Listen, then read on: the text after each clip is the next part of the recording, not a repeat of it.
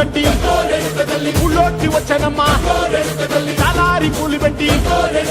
జాతరులు తెచ్చనమ్మా తంగేడు పూలు పెట్టి కంకాణ దూకేనమ్మా ముక్కు ముక్కెర పెట్టి ముల్లోకాల నెలనమ్మా ముందార చూడంగా మున్నూరు కన్నులమ్మా